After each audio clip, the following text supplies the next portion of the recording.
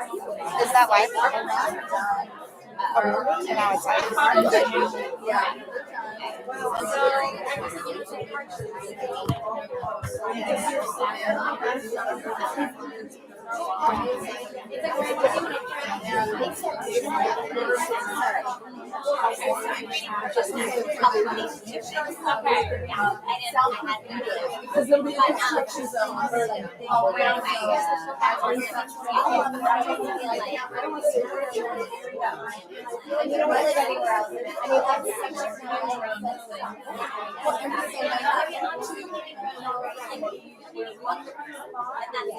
Alright, thank you everyone so much for coming.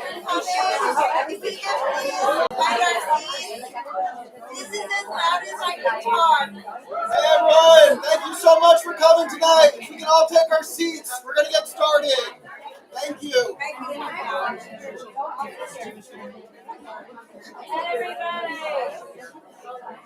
I just wanted to welcome everyone to Zippy's Bookshop. We're so happy you could be with us tonight. And we're so happy you could take your seats in the back. And we're just really excited to share our... Oh, I didn't know you're on the phone. She's taking care of me in real time. I'm like yelling in your ear. Right now, but I'm gonna pass it along to Rona, who will introduce everyone. But seriously, we are so appreciative that you could be here tonight. Thank you so much. Hi, everyone.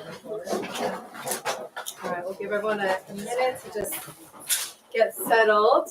Hello, hello, hello. Welcome, everyone. So many familiar faces, so many new faces. I want to first introduce myself to you all. My name is Rona Lalezary. It's funny, I have my own bio, but I won't read it. Hopefully I've got it down. I am the founder of an organization called Mental Health is Real. And we launched this initiative a little over a year ago to bring mental health resources to those affected by trauma post-October 7th. And while that was our initial initiative, we got called forward for a much larger task. And what we realized was, unfortunately, Jews know trauma all too well. And as those who have lived through trauma, generational trauma, we have learned that trauma is trauma, pain is pain, and resilience is resilience. It's the same language, whether or not you speak it in Israel, whether or not you speak it here in LA, whether you're affected by the fires or by terror, it's still pain, and it's still an area that we feel is so important to bring light upon. And I'm really honored that we could expand our charter as an organization to really address that need across the board and here in LA, which is my hometown. And, you know, why this resonates so deeply with me, I'll share with you something personal, is that, you know, unlike many of you who lost your homes to the fire, I lost my home to terror. I was 4 years old when I left Iran, and my family, similar to many of you, picked up, evacuated, ran with what they could hold and grab, and never looked back. And the story, your story, really resonated with me from the moment everyone was clearing out their homes. My family got together, and it was a trigger. It was a trigger of a moment that we experienced. And I stand before you as probably what your kids will be, probably hopefully better. They'll be better in 30 years from now, but I have lived through what it means to start over and to rebuild. And I didn't even realize that was the impetus behind why I even created this organization to begin with. So tonight is and why I'm so passionate about this work. And you guys all are a testament to that. The resilience you are building and the new home and community you're establishing is a testament to what we're here to do, the repair that we're all here to bring into this world. So I'm honored to sit among you. I'm looking forward to this conversation. I thank my incredible guests tonight for saying yes and for being so available for the healing. And I welcome you all. I'll give you guys a brief bio, even though they really don't need a bio. I'm sure many of you who are here because you know how wonderful they are. Dr. Jenn Mann is one of the most well-recognized psychotherapists in the country, most known as the host and therapist for VH1's long-standing hit show Couples Therapy with Dr. Jenn. and family therapy with Dr. Jenn. She has appeared as a guest expert on hundreds, that's a lot, okay, of other shows. I'm old. I've been around a long and time. she's like 21, so she was doing this since she was like 4, okay. She is the author of multiple best-selling advice books and is a licensed LMFT. She's been in private practice for almost 3 decades. She lives in Beverly Hills with her partner Eric Schiffer and twin daughters Quinn and Mendez, and was recently on the Real Housewives of Beverly Hills as a therapist, not as a housewife. I want to make sure that's very clear here tonight. Thank you. You're Not welcome. that there's anything wrong with Nothing that. wrong with that. And we have, let's hear it. And I want to welcome Samantha Ettus, who has spent her career in the self-help space, empowering women as a speaker, best-selling author, radio host, podcast host, and TV contributor. In the wake of October 7th attacks in Israel, Sam turned her attention to combating anti-Semitism and mobilizing the Jewish community. I was one of those that you mobilized, that you should know that. The ripple effect is real. She launched the New Voices campaign, enlisting celebrities and influencers to speak out against Jew hatred. She is a contributor to the best-selling anthology on Being Jewish Now and is an executive producer of the acclaimed documentary Octoberate. Sam earned both her undergraduate and MBA degrees from Harvard and is a proud mom of 3 teenagers. That's probably your biggest badge of honor, right? That's for sure, yes. Yeah, our sweat, blood, and tears. Yeah. So I thought we'd start with just this conversation of what is trauma and how do we identify it? What kind of trauma are we all in this room experiencing after the events that occurred with the fires, and kind of help us understand what this trauma really is? Well, I think that there are so many different kinds of trauma. And one of the things for people to understand that I think is very easy to overlook is that any unhealed trauma that you have in your history that did not get processed, the loss of a loved one, the loss of a pet, an abandonment of someone that you love, like actual abuse, physical abuse, sexual abuse, rape, you name it, anything that has not been dealt with will get reignited in the face of a new trauma. So what ends up happening is that you have the totally legitimate experience of the trauma you're actually experiencing, and plus you have this other experience that makes everything even worse. And oftentimes when you are experiencing trauma, your brain gets hijacked. So it's hard to even think straight. I have so many clients and friends who were in their homes, grabbing things, not knowing, like not thinking straight, didn't take documents. I have one girlfriend who, she took all her purses. And she said to me, like, what was I thinking? Like, I didn't take my passport, but I have a great purse collection. Like, that's like all I have. And so when we are in the midst of trauma, we're thinking with our limbic system, that kind of reptilian brain, instead of our prefrontal cortex, which is our logical brain. And so a lot of people who I'm speaking to who lost their homes in the fire are now second guessing themselves. A lot of them are, look, we all have PTSD from it, not to mention we also have a vicarious PTSD from October 7th. So a lot of people are experiencing all the typical PTSD symptoms: difficulty sleeping, heightened startle response, being triggered by the smell of smoke, of fire, like all the things that we typically see with PTSD are coming up for people. And I've talked to a lot of people who are waking up in the middle of the night thinking about things that were left in their home that burned down, thinking about things that they miss. And there's also this added kind of complication of this trauma of people minimizing, people saying, well, it's just things. Am I allowed to curse here? It's not fucking things. Yeah. Like Right. it's a photo is a memory. It's part of your history. It's part of who you are. It's part of everything you've experienced. Jewelry has memories attached to it, and it's not just a piece of jewelry. So when people lost their homes and lost their things, they lost pieces of themselves. And that gets really overlooked in all of this because those pieces of ourselves, they're memories, they are things that connect us with our history, they're our identity. And that is so much a part of this particular trauma. Can I just say what I felt in the room right now? What I just saw is you gave people permission to feel. And I think that's such a gift that you just gave our audience, is that we're allowed to feel the pain of the loss. Yeah.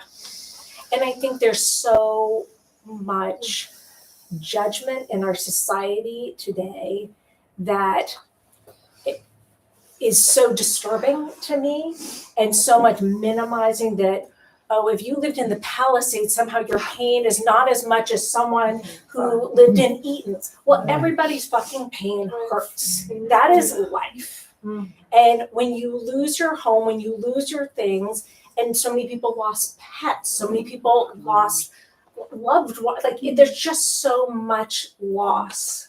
And it's especially for the Jewish community, it's been loss on top of loss. And then everyone has their own life. Like, it's not like life goes on pause and you're like, oh, that conflict with your boss goes on pause. Right. Oh, that financial pressure you're feeling, that goes on pause. Right. Oh, like that conflict with your husband, oh, that goes on pause. No, all of those things exist. And now you have a fire on top of your normal stresses and the life that you're dealing with.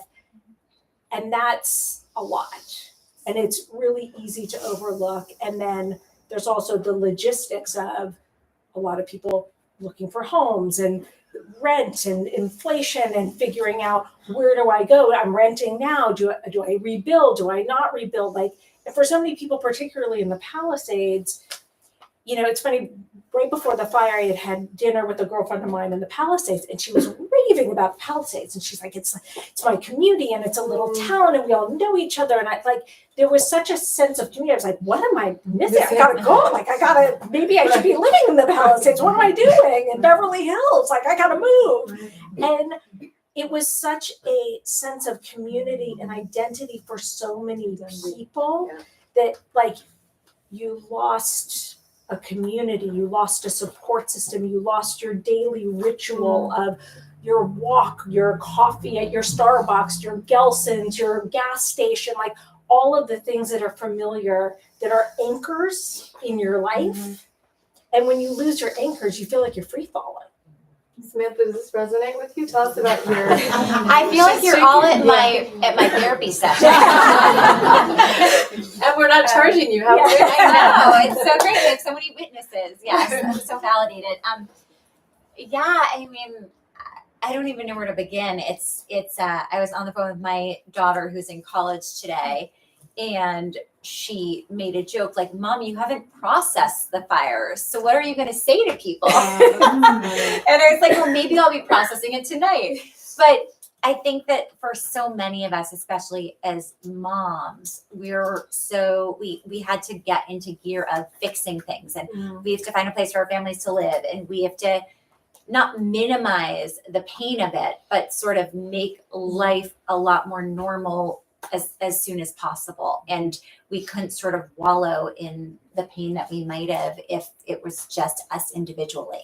So I think in my case, that's what happened. And I, from the moment we left our house, we didn't bring anything. We thought we were escaping the smoke because we'd lived in the Palisades for 13 years. There'd never been a fire. So, I packed for 2 nights away. And I thought maybe we'll go out to dinner. I'll bring some cute boots and some jeans, I literally brought nothing. And I was joking to Jenn that now I have a jewelry bowl instead of a jewelry box,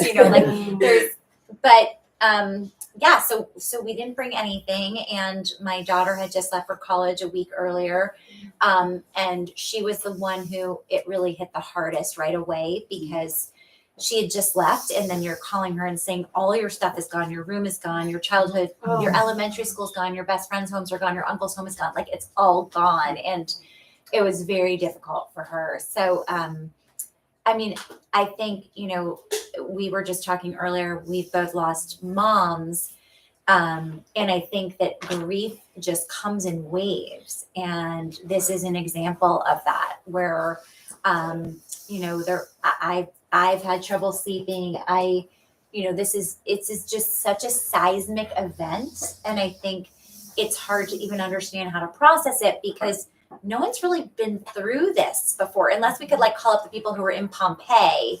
It's really hard to find people who can even relate to not just was my home gone, but every other person I know's home is gone and our community is dispersed and my best friend's 2 hours away. And it's just a very, very strange experience. And I think it is fairly unprecedented. So, I've just, I think the dichotomy of dealing with that and then dealing with the trauma of seeing what's going on in Israel every day has been a strange thing. And for me, as a full-time Jewish activist who's been dealing with this, in many ways, people will be like, how could you still just keep on with your work? But that's the easiest part of my life, right? I mean, I've always been good at compartmentalizing. And I used to say I couldn't do the work of Jewish activism if I absorbed every single painful thing I saw.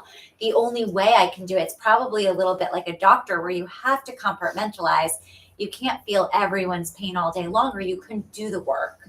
So for me, if a friend of mine hurts my feelings, I'll cry. But if I see something going on in Israel, I really try hard to realize that I can't be an effective news person and contributor to helping this situation if I take everything personally. So I've really compartmentalized that at the same time as obviously processing the personal trauma and helping my family through it.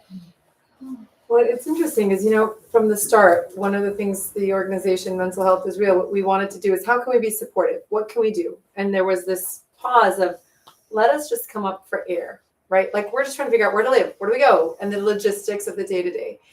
And I wonder if now we're at the phase of now rebuild, right? Where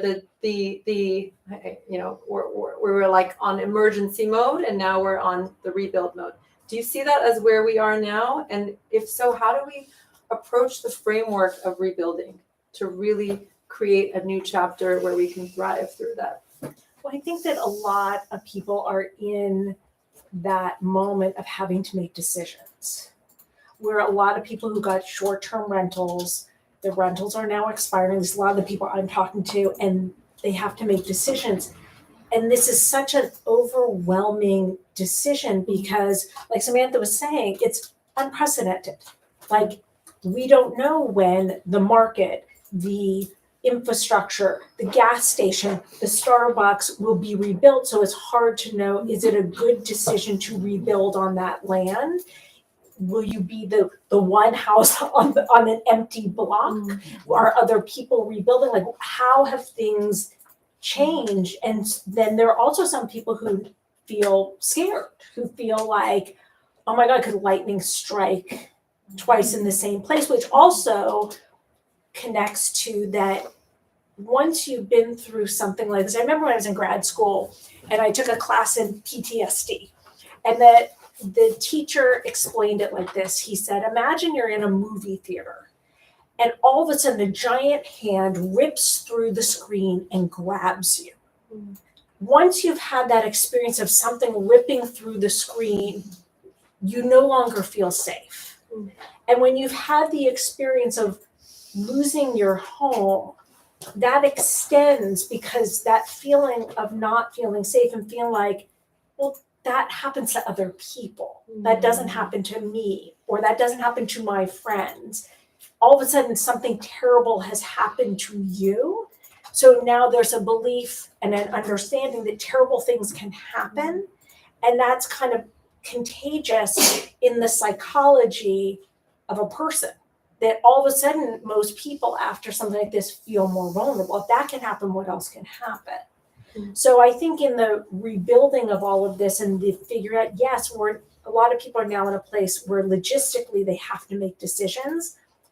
And a lot of people don't feel ready to make those decisions because they haven't been able to process emotionally what has happened because they've been in do mode, survival mode, take care of the family mode, get the rental mode, get the furniture. Do we have like the basic necessities? Like, do I have my coffee that I have in the morning in the house? Do I have a coffee maker? Like all of those things that we take for granted in our day-to-day life, people are still kind of figuring out.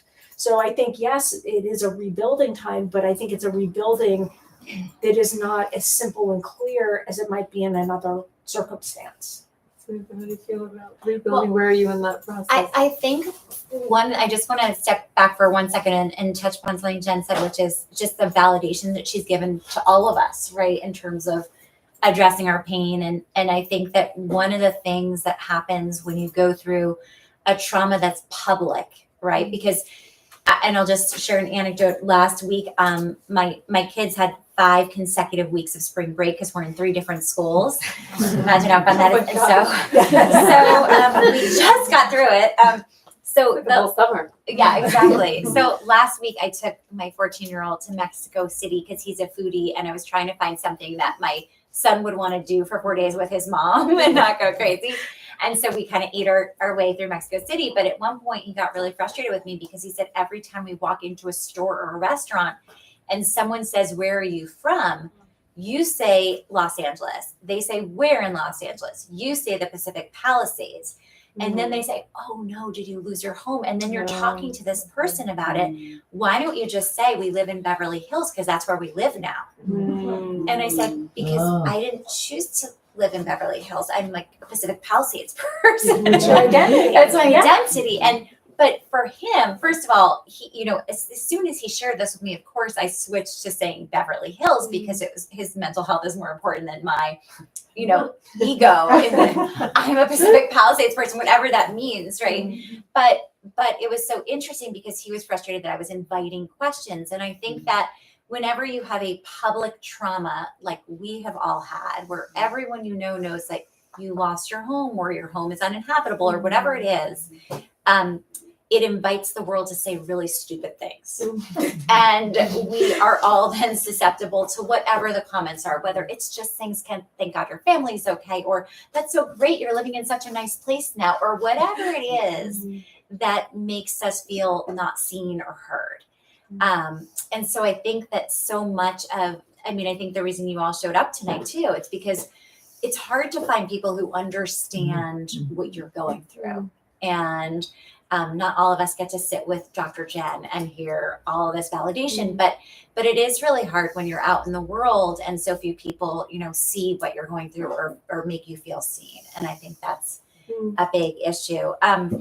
In terms of rebuilding, for us, again, I feel like this happened yesterday, even though it's been over 3 months, it still feels very new. And I'm sure many of you in the room can feel the same way. And for us, I was the one who was in charge of like finding us a new place to live, and my husband was in charge of insurance, and we kind of divided and conquered. And I was lucky that there were 2 of us handling things, and we are planning to rebuild. But again, like we have 3 teenagers, so the chances of us all living in a new house before they're out of the house is very slim. So then you think, well, why would I want to live in this new house without my kids? And then it makes you just think of all the other places you might live. And so I think there's just so many questions right now. And right now we are on autopilot. And then, every day there's things like we have no things, right? Like we bought the pots and pans, but I have to go to a trip to Israel on Sunday, and I don't have summer clothes. I just finally got sweaters, you know what I mean? So all of those things, it's just a constantly trying to replenish what you had and trying to manage the emotions. So I just think there's so much going on at all times, and it's hard to piece together where you are mentally when you're dealing with all that. Which really begs the question for you, which is how do we process, right? What are the most, you've been doing this since, forever. Yeah. Since you were 3. 500 years 500 years. She's eternal. And the question is really, what are the best tools in how to process and really be able to get to the place where we rebuild with strength and resilience? What are the tools you've seen practically that we can walk away with and say, all right, let's do this? Well, I think a few things. I think, first of all, therapy. Mhm. I think individual therapy is really, really important to process these kind of things. And the sooner you do it, the better. I also think any kind of group that it doesn't even have to be a official like therapist-led group, but a support group with other people who are having the same experience, so you can also understand what you're going through is normal. That there's a lot of, we tend to pathologize ourselves, especially if you've had a certain kind of childhood where maybe you didn't get all the validation you need. There's more of a tendency to be like, oh, I must be crazy, or oh, that's a crazy thought. Like, to be in a room full of people who are like, oh my God, I'm thinking the same thing. Oh my God, I had the same experience. I'm having the same struggle. Oh my God, I can't make a decision. Normally I'm so decisive. Like, that is really helpful. So if there isn't a therapist-led group, create one of your friends.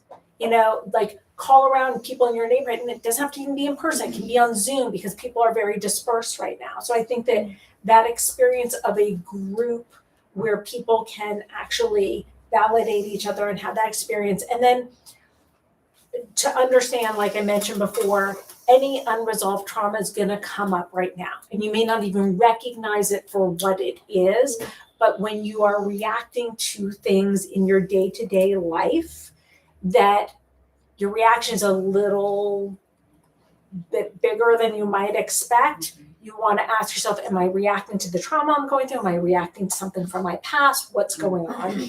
And I also think understanding that the things that help us survive from way back are amazing and helpful, and we wouldn't have survived without them. But sometimes in current day, they don't work well. Give us an example. Compartmentalize it. I'll be your guinea pig. She wasn't going to do it. Look, that can be great. And right now that's working for you. But How about avoidance? Because I'm really good yeah, at that goes so at some point, it bites you in the ass. That if you don't process it, it will kick your ass, and it will come out in ways that you may not recognize. You may be short-tempered with people who you love. You may be more emotional than you expect about things. You may sabotage yourself in ways that you don't expect or understand. So being able, you kind of almost have to be forced to process this stuff because it's so fucking unpleasant. It's so awful. And who wants to have to face that kind of pain and loss and all of the pains and losses it triggers from your history? And I think, what you said about your son, there are two ways to look at it. On one hand, like, yeah, that's so thoughtful and wonderful that you heard him and you listened. But also to me, what that says is he's got some stuff that he needs to process. And that hearing you talk about it was so painful for him points to he needs to talk about it more, even though he probably doesn't want to. Interesting. Yeah. Well, it's interesting because you guys saw on your seats, you have this golden ticket. And this is like, you almost queued me up for this. Mental Health is Real offers 6 free sessions online with therapists globally. And it's something, again, we started for victims of October 7th. But as we grew and as so many people raised their hand to say, I want to help, we have opened up the platform to everyone in need. As long as you support Israel, we support you. So it's not just for the Jews. It's for anyone who is in need. How about that? So you have your golden ticket on your seat. Go to our website. You'll access, there are trauma specialists on there. There are life coaches. I'm there as a life coach. There are breathwork consultants. It's easy. It's accessible. It's there for you. Please take advantage of it. So that was just a little shameless plug. But That's amazing. Samantha, tell us what's worked for you. Has there been a technique that, maybe not the compartmentalizing, but have you seen something that you're like, thank God this got me through? I am so in the thick of it still, I feel. I think talking to your kids, I think sometimes, especially if you have teenagers, there's no filter and they're telling you exactly what they think. So honestly, even talking to my daughter today and having her say, Mom, my therapist told me I better not process it the way you have because you just avoid it. And I was like, oh. So, you know, What's her number? And in many ways, by the way, again, that's somewhat validating, right? Because it's like, oh, it's okay for you to have pain, even though you're the mom and even though you're the busy one and doing all these things. And I was just with a high school friend this week in New York last week, and she said to me, I really don't think you've processed what happened. And I was like, I think you're right. And I think that, and this might out me as I am the crazy one in this room. How many of you who live in the Palisades have not been back to the Palisades? None. Okay, I have not been back. Oh, I know a my lot God. of people that haven't. But Wow. Oh, she's so validating. I Yeah, love Has that. your husband- Has your husband been back? Everyone in my family is Okay. back. All of my kids, my husband, everyone is back. I just don't want to go back. And this drives some family members of mine crazy because they're like, why don't you want to go? And I say, well, everyone processes grief differently. And I just, you know, what's the point of me seeing an empty lot? Like, I don't see what the point is. I'll tell you. Okay. Exactly. I'm an open book here. Yes. Look, the people who I know and work with who haven't gone back, the consistent theme is I'm afraid if I go back, it will open the door of pain and it won't stop. No, I don't feel that way. Really? Yeah. What holds you back? It's just that I just don't see the point in going back. I mean, I you know, this sounds unusual, but I'm very much like my motto in life has always been don't live life in the past lane. And I just don't feel like I need that for closure. Like I'm very aware of what happened. I was there on that day. I was the one who, you know, had to leave the smoke and et cetera. And I don't feel a need to go back. Now I'm totally willing to be under the Dr. Jenn plan. If you tell me to go back, I'll go back tomorrow.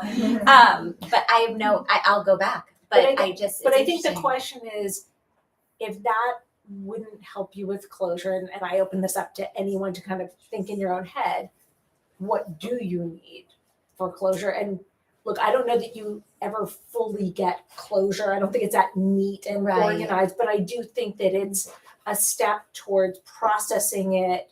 Like, what do you need to move from everyone saying like, oh, you're in denial, you like, you're not dealing with this, to like, okay, I'm gonna put my toe in the pool. Well, I will share that for me, I feel like I've taken baby steps. So I had a really hard time even shopping in the beginning because it was something I used to enjoy, and then suddenly it became this like almost like a nightmare to have to even deal with it. And I know, you know, we can say, oh, we're blessed to be able to shop and to be able to replace your things, which is true. But the act of shopping, like I remember walking into a store and I just burst into tears. And I was with my daughter and my 17-year-old, and she was like, oh my gosh, what's going on? And I was like, this is just too much for me. It's too soon or whatever. And I went into that same store today to buy things and I didn't cry. I bought some. I feel like, you know, there's like incremental baby steps that you make in your own life. But it's a process. And I think, you know, I felt this way when my mom passed away. It's like, I still miss her and think of her, and it comes in waves. And I think that's the way this is too. I think that this will be something that comes in waves, and there's certain things that just remind you of, oh my gosh, I'll never have these wedding pictures of my parents again. All these things that you realize you lost. I think that hits you over time, and but I'm not sitting there at night cataloging all the things I lost, because that's not something I tend to do. Yeah. But it's not that anyway. I'm sorry that you're all at my therapy. I hope it's helpful. I love how vulnerable, raw, and real you are. You're not here to paint a picture of somebody that you're not. And I think that's so validating to everyone here. Am I right? I think that's really remarkable. I'd love for you, and this will be the last question before we open it up, because I'm sure you all have your questions. Talk about kids, because the hardest part is, my God, do they watch us? Like, magnifying glasses on, and we're trying to figure this shit out, right? According to you. And how much do we share with them? What do they need from us? Do they need that raw, real, mom's not okay? Do they need us to be like, you're going to be fine? Talk us through how we can best support them while healing ourselves. When you're talking about young kids, to me, whether it is a fire like this or any kind of life event, the death of another family member, or any kind of trauma, to me, kind of the test is we want to model to our kids how to deal with grief and loss and difficult events. But we also don't want to be so emotional and so hysterical that they feel they have to take care of us. So it's walking that line of, yes, this is painful, and I'm going to show you how to deal with pain. I'm going to show you healthy ways of coping. I'm going to show you that sometimes even mom can cry and be sad, and she recovers, and she goes on to drive carpool, and she does her job, and she shows up for you. But yes, it's okay to feel sad. And I think that most of the parents that I'm talking to tend to err on the side of, I don't want to bring it up. Like, she's in her new school and she seems so happy. I don't want to upset her. But also, I think it's important there are a few ways that we can help kids process it a little kind of subtly. And one is having conversations with your partner or another family member in front of them that they overhear, where you talk about how hard this is and how great it was to do a therapy session, be able to talk through it, or how you went for a walk and it really helped you clear your head, or you talk to a friend, like to share the things that you are doing that help you to recover. Also play. Kids act things out with play a lot. And sometimes parents get scared if, like, sometimes you have a kid who's now all of a sudden picking the fireman all the time and talking about fires, that sometimes parents can be like, oh my God, she's obsessed, and like think it's a problem. But that's how kids process things. They tend to process through play, and that's a really great way to do it. And then also looking for opportunities to bring things up. If you see your child having a big reaction to something they wouldn't normally, to just ask the question, most parents are afraid to, but you got to. I'm wondering if you're feeling some big feelings because we lost our house. Help them connect the dots. They may say, no, that's crazy, Mom.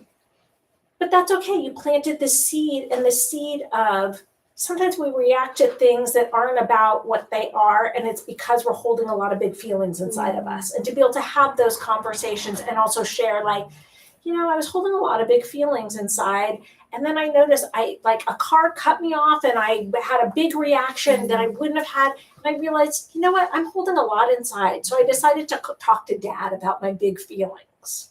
So to be able to kind of help them connect the dots is an important part of that process. Should we open it up to some questions? Anyone who wants to address some questions? Yeah. For Samantha. I think everything you've said, what sticks out the most to me is that quote, like, the hardest thing I ever had to do was be a mom while my whole life was falling apart. And your daughter, who had just left for college, like, how do you, I have a daughter who's almost going to college and has a lot of trauma from October 7th. And it's like, how do you make sure, how do you check in? How do you connect to know that she's okay? So in the beginning, she really wasn't okay. And I, a few days after the fire, I had a speaking engagement in Atlanta for the National Jewish Federation, and it was thousands of Jewish women, and I really wanted to go to it. And at that point, I was so worried about my family here, my kids here, and I kind of set a deadline for myself. If I can find them a home that, like, we have a signed contract on a new home, etc. And so I had gotten all of those logistics done to go to Atlanta. And so I went to Atlanta. And it kind of like filled my bucket, honestly, because I was with all these people who were so understanding, and I kind of incorporated the fire into my speech, and it was really an amazing experience for me. I felt selfish, but it was great. And in the end, it kind of worked out because my kids here were fine and my husband was with them. It was fine. But then when I got back, it was clear to me that my oldest was struggling. And so then I went to spend a week with her at college. And every day I would go to the hotel and say, I need to extend my room one more night. Because I kept thinking, okay, I'm just going to be there 2 nights. I'm just going to be there 3 nights. But I didn't feel comfortable leaving. And then I realized at a certain point that in many ways it was like hurting her that I was there because I was there for too long. So yeah, I feel for you because I'm struggling. yeah, it's just so hard, and I'm so sorry. And honestly, one of the things that I've tried to tell myself is, because right now, knock on wood, and she might watch this, but she is right now happy. Okay, right now. And I'm trying really hard not to get attached to that because I don't want to be on the roller coaster with her. I don't want to be too attached to her negative or positive feelings because then I can't be a good mom to her. So I'm trying really hard to just be a sounding board and listen to how happy she is and listen and be there for when she's not happy too. And it's so hard because, we're so attached and enmeshed and I think you're doing amazing. Just the fact that you're asking, you should know that already means a lot and says a lot about who you are and what kind of mom you are, right? Best ever. Like, I feel like sometimes we just need to take a deep breath and remember we're all freaking doing the best we can. Yeah, I think as Jewish moms, I'm not from here, so I was not affected by the Palisades, but seeing the way our older children, we're still very much children, how they were affected by October 7th. We live in a very Jewish community. She had just gotten back from Israel, and a year later was diagnosed with PTSD, and it's been, kind of watching her re-traumatize herself. She's on the March of the Living right now and leaving for college soon, and it's like, how do you know? Like, how do you? Yeah. And also, our kids also lived through COVID. And so when Dr. Jenn was talking about the safety, not feeling safe, we, in many ways, the adults in this room are super lucky because we didn't have, hopefully, most of us didn't have childhoods where the wool could just be pulled out, or the rug could just be pulled out from under us. And I think that for our kids, it was like they went to school one day and the next day didn't go back to school for a year or whatever it was. And then they had this fire in their house. They go to school and their house is gone. It's just a very strange series of events to have in your childhood. And I think that October 7th is like that for a lot of kids too.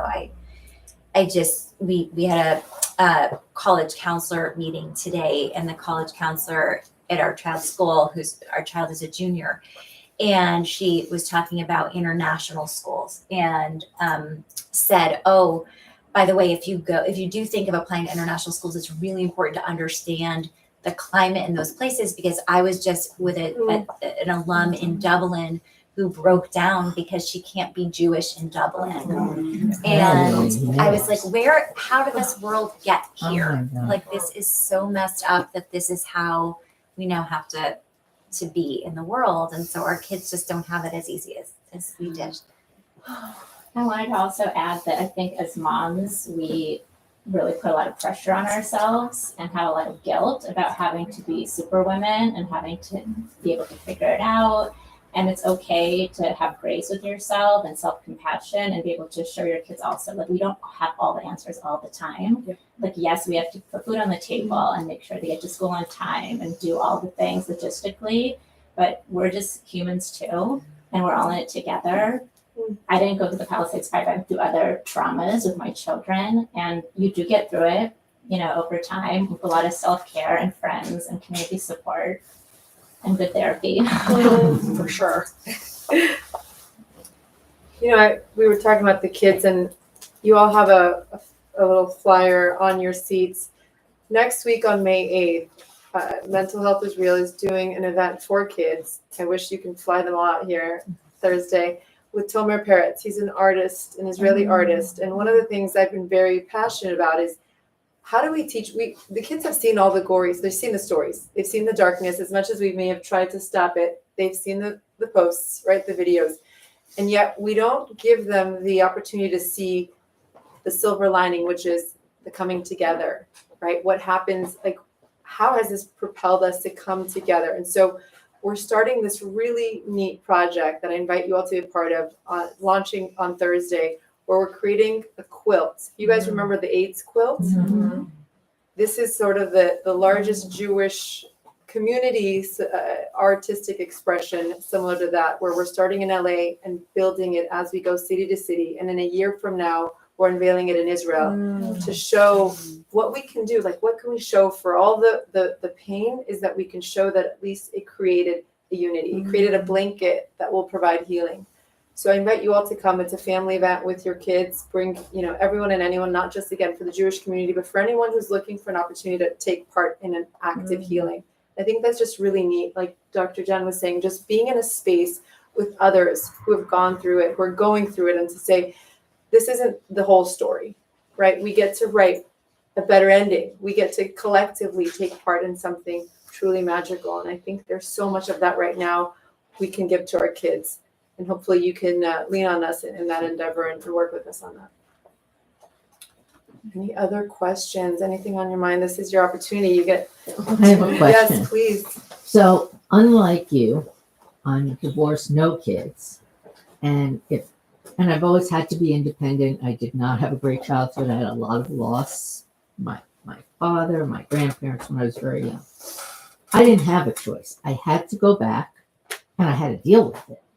And not only did I have to deal with it, but I was wondering, could I find my safe that was fireproof, but there's no such thing as a fireproof safe unless it's in the ground, all the shit that you learn from this experience.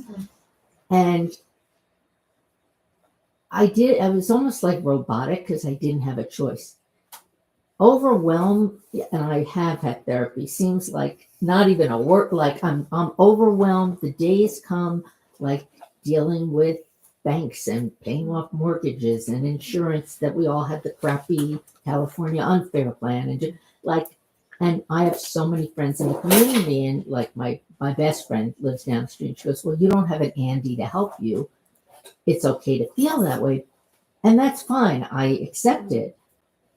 But physically, like it's so overwhelming. I don't want to get sick from it. Like, how do I, in your opinion, like take care of myself at the same time when you don't have someone to help you? I mean, friends are amazing, and the silver lining for me was the 495 people that reached out to me. I didn't even think I knew that many people. So that was amazing. But I'm when I say worried, I'm like, okay, I can get through this. I know how to get through stuff, but it's like my shell is getting through it, and the inside of me is like gonna explode. Wow, Yeah. beautiful. So what would you advise for that? It's a great question. And I think that you need to carve out some time, like let's say you have to spend 8 hours a day dealing with insurance and rebuilding and plans and this and that. You need to also create some structured time for you and for self-care. And like our self-care is foundational. And it's hard when you go through a trauma like this. A lot of people are not sleeping, but sleep is incredibly important. And this is my Achilles heel, like that I'm always trying to improve my sleep because I'm a night owl. And then when you have kids, you have to get up early no matter what time you go to sleep. So I've had to work very hard on this, and I'm still trying, but making sure you get minimum of 7 hours of sleep, ideally 8 hours of sleep, making sure that you have nutritious food, because look, when we eat food that is highly processed, we get that quick dopamine hit, but we also get a crash. And what we also know is that food is medicine. And I actually also have 20 pounds of medicine here. Look, from this fire. I got certified in plant-based nutrition a couple years ago. Right now, I'm in the process of getting a certification in the microbiome and mental health. And I think it's a really important thing for all of us to be aware of, that the foods that we put in our body are very much medicine. And that we want to turn to foods that have that quick dopamine hit, but a lot of the time we're doing ourselves a disservice. And if we think of foods as good and bad foods, and if we think of foods in that way, we're going to feel deprived and we're going to be more attracted to those foods. But thinking about food as medicine and what do I want to do for my body is important. And I would also recommend, we were actually just talking about this earlier, having a blood panel. Just go to your doctor and say, could you please check my micronutrients and see if I'm deficient in anything? Because if you are vitamin D deficient, it will look like depression on top of a depression of losing your house. If you are folate deficient, you're going to be highly anxious on top of losing your house. That there are vitamin deficiencies that will make things way worse than they have to be when they're already pretty shitty.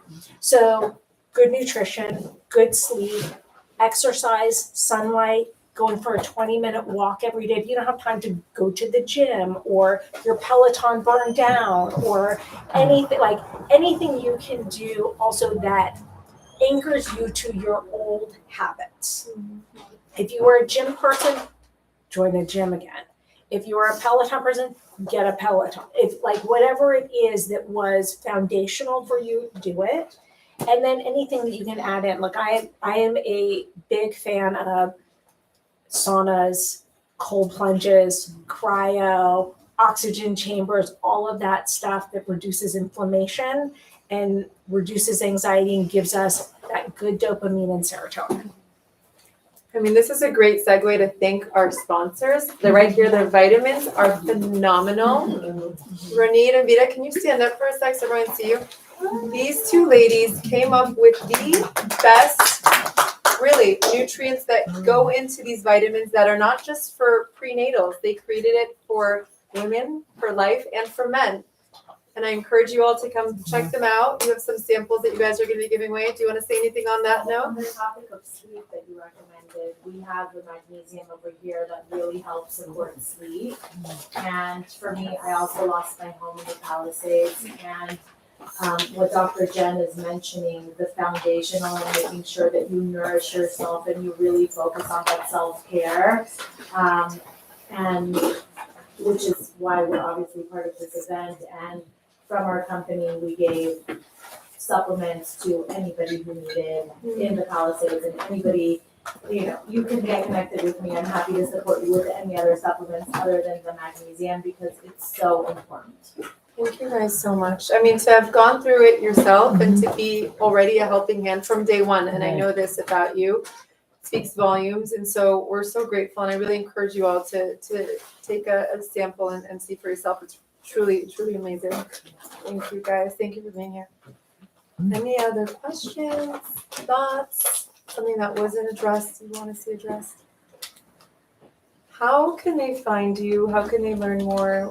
Both of you. I'd love for everyone to be able to. Do you offer? Are you offering any one-on-ones, group coaching? Well, you can find me on social media at Dr. Jenn Mann, DrJennMann, 2 N's on Jen, 2 N's on Mann, and I do a lot of posts about this stuff, and I really try to give a lot of information about kind of things that people can do from home. I've got a few books that are, particularly my couples therapy book is very much like a year of couples therapy with me. It's called The Relationship Fix. But I try to always put out a lot of content that hopefully is helpful to people.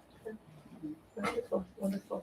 Where would you suggest the idea of a group? I mentioned it to a few girlfriends, but to your point, my best friends in Woodland Hills, my other friends in Palos Verde, all mine, and it's like Zoom, which After is a good October, idea, but it would be great if you can recommend. I mean, I don't know a lot of people in this room.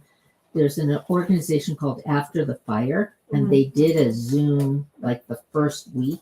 Yeah. And they talked about it, but nobody really followed through about it. But I think it's a great idea to talk Lori to people. Sunken, who's a therapist in Beverly Hills, has been doing free Zooms, like group Zooms for people who lost their home in the fire. It's LORISUNKIN.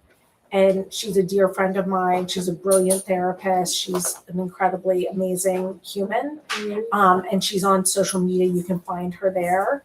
Or if you follow me and look at who I follow. She's there. I mean, and we're also more than happy if you can get the group together. We can provide, we have so many therapists that we've been plugging into our work. You know, Dr. Jenn is one of our, obviously, our highlight. And by the way, to your credit, the first, hand up that went out was Dr. Jenn of how can I support victims of October 7th and everyone dealing with the aftermath. And that's how we connected, first time meeting in person.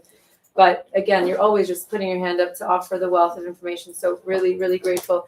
If you have a way to put a group together, if you guys want to keep this group going, I'm more than happy to plug in a time weekly where we can bring in the therapists that we have. We have phenomenal experts who can do this. So, we're here for you as well. So keep that conversation going. Anything you wanted to add on that note? No, you can find me on Instagram, which is where I am most active, at Samantha Ettus, Ettus, and I also have a newsletter called The Jews Letter. I love and that. you can subscribe to that on Substack. It comes out once or twice a week, and it's known for a weekly thing called Good Jewish News, where I celebrate our wins every week. And they're selling my book at Zibby's Bookshop, which is pre-fire. So pre-October 7th and pre-fire. Pre-traumas. And it's all about work-life management for women. And yeah, you can always reach out to me. I try to answer all my DMs. I'm not always perfect about it, but reach out to me twice if you don't hear back. And so thanks to all of you for being here, and thanks especially to Rona and Dr. Jenn and Elaine for putting this together. Big thank you. I want to thank Elaine, this lady here. Elaine, can you stand up for a second? She is like the heart and soul of this organization. What's really special about Elaine is that she wants to help the families that have been affected. She's offering her time, on a daily basis to be like you want to tell them a little bit about what you can do? About the tutoring? Yeah. Okay, so yeah, there's like little flyers. I have a headband, a little dress, and a picture. I tutor kindergarten kids and like elementary school and any kind of students that just like want help, either tutoring or just support or anything like that. I'm a big passion of mine. I have a kids show that's separate to this, but also Phenomenal. related So to speak it. to her if you can use an extra hand with the kiddos. She's really remarkable. I do want to thank Zibby's. You guys have been phenomenal, and Zibby herself, if she's watching, but really you guys have been a great partner, and thank you for creating really the physical space, but also the energetic space for us to just hold such a sacred moment together. We really appreciate it. Thank you guys. And there's also a few books that are signed copies. Chava Florin, she's an incredible healer. She gave away a few books called Everything's Gonna Be Okay. And it's just a nice, gentle reminder that everything will be okay. And that is that. I'm Rona again. If you'd like to follow me, I'm on the Mindset Reset with Rona on Instagram, and Mental Health is Real. We're on Instagram as well. Be in touch. Stay with us. We're here for the healing, and we invite you to be a part of our journey. Thank you all. Thank you.